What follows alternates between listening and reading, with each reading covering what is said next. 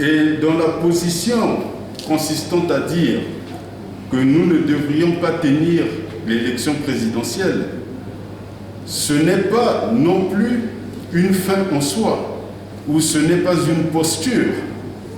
La réflexion qui vient derrière, c'est celle de dire, puisque nous redoutons l'unité, la division qui pourrait survenir de l'élection, il faudrait pouvoir, sans aller à l'élection, faire l'unité politique de la nation. Faire l'unité politique de la nation est essentiel dans le temps de grands périls que nous traversons. Lorsque les peuples, les nations et les États sont confrontés à des difficultés majeures de leur existence, la première des choses que font les responsables politiques, c'est de rassembler la nation.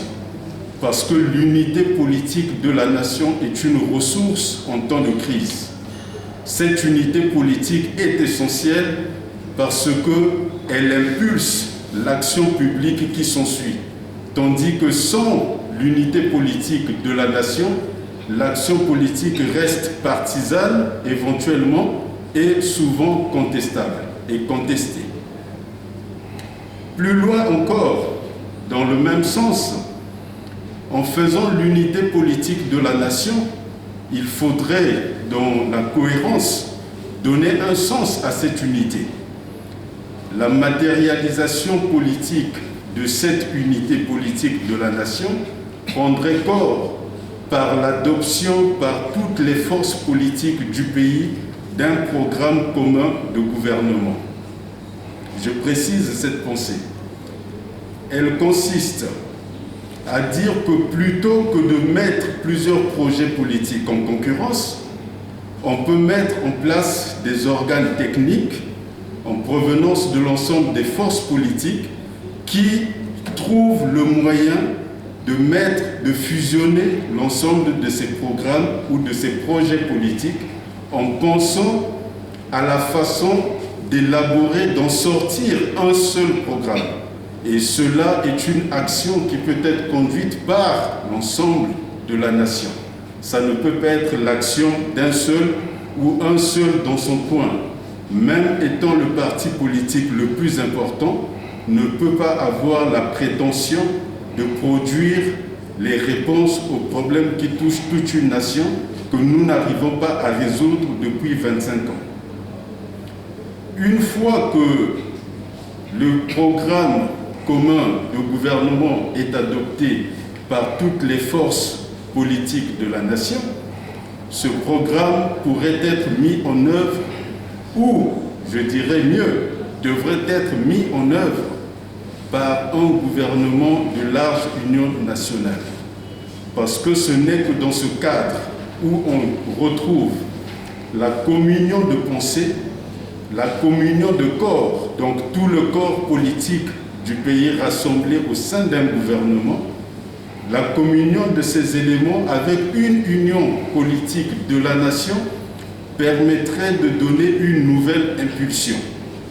Évidemment, tout ceci ne peut avoir de sens s'il n'y a pas un chef qui incarne ce nouvel esprit de la nation et cette nouvelle volonté politique de l'ensemble du peuple congolais, exprimée cette fois par l'ensemble de sa classe politique. Dans ce cas, il faudrait donc faire le rassemblement de toute la nation, non pas derrière le président de la République seulement, mais derrière le chef de l'État. Je me permettrai de faire un distinguo entre la fonction de président de la République et celle de chef de l'État. Le président de la République, d'un point de vue organique, il est le chef d'une institution, au même titre que le président de l'Assemblée nationale, le président du Sénat, le président de la Cour suprême. D'un point de vue de l'esprit ou de la doctrine, le président de la République préside la République, donc l'esprit républicain. Quand nous parlons de République, cette vision commune de la chose publique, le président de la République est le garant de l'esprit de cette République.